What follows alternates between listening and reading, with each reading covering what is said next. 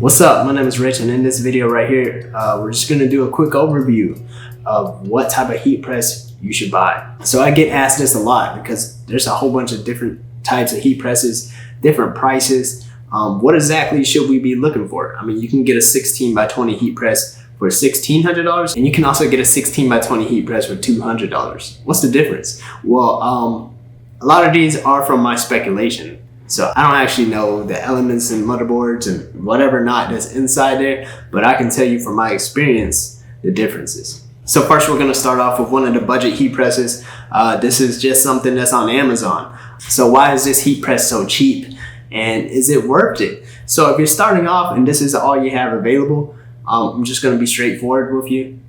It'll be worth it. Buying a heat press like this is like buying one from Alibaba, AliExpress, pretty much any of those offshore websites.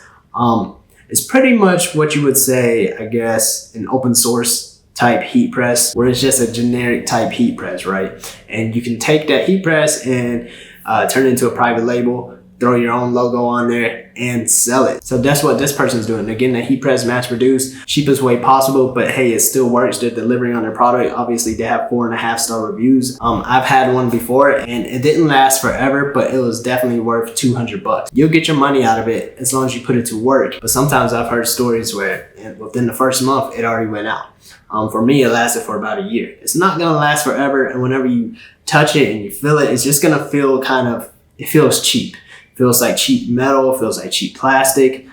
If you push a button, the button might fall out or something. You gotta put it back. You'll probably have practically no type of customer support whatsoever. So you're taking a little bit of a gamble. But with a website like Amazon, you're taking a little bit less of a gamble because you can easily return it. The only thing is, it's so big. It's like, do you really want to go through the hassle of returning it? Sometimes they might not cover the return costs, or something that's that big might cost like $50-$60 to ship it back. So that's just something to keep in mind. However, if you're ready to get started, I'll take the plunge. So now we're moving a few bucks up and we're looking at another heat press right here. I don't know for sure, but the way I see it, just from having experience selling on Amazon, private label and whatnot, I see it still being the same thing. However, this is a well-known brand in the heat transfer world, Caesar. So usually what brands like this do, I know US Cutter also has a heat press where you can purchase from Alibaba or whatever heat press manufacturer there are overseas. However, when companies like this throw their logos on it, they usually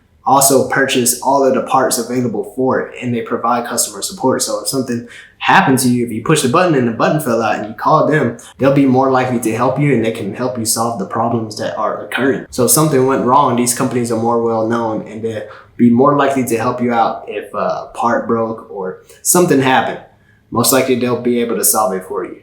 So now here's it's a little bit cheaper, it's a little bit smaller. This is a Hotronix craft heat press. So if you want to still keep a small budget, but purchase from a super reliable, good brand heat press company, this is a Hotronix craft heat press. Hotronix, Geonite, Hicks, I think there's a few others, are very top tier heat press companies. So they'll definitely provide you customer support, parts. More importantly, these heat presses are really built to last. Whenever you touch one of them, the metal feels different. It just feels more sturdy. It feels very top tier.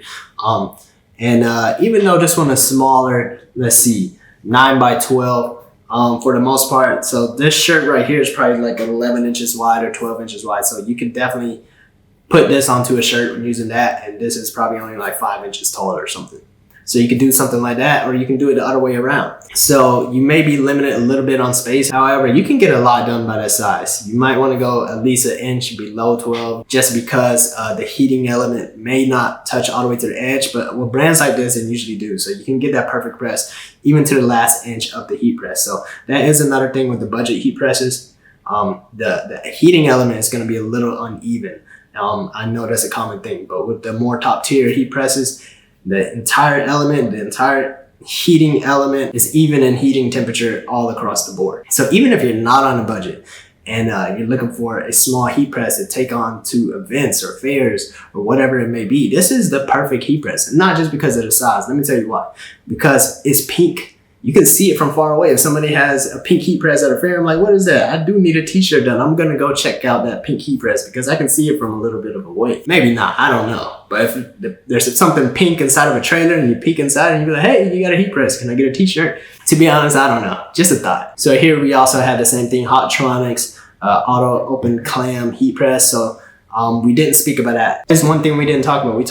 We didn't talk about a clamshell and a swing away. So a clamshell is one that just opens and closes like a clam. It goes up and it goes down. So with the cheaper priced heat press, the gap isn't as large. So when you're working with a t-shirt, you can still feel the heat, and you can have chances of a burn, but the burns is never really that serious unless you're just like holding your hand up against the press. But who does that anyways, right?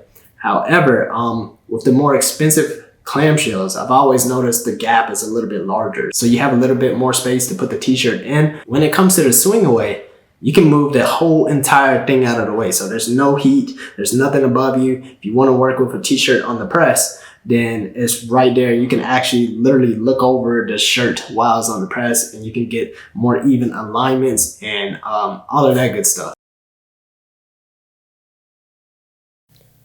Okay, so in this video, I never clicked to record for this microphone, but so we're speaking of the clamshell. The clamshell swings away. You can even look at the shirt directly above it and see how well everything lines up before you press it. So that's pretty much it for that. What actually, the clamshells will have the options most of the time for the auto pop-up. So if a shirt is being pressed on the clamshell and the time is up, it will automatically open.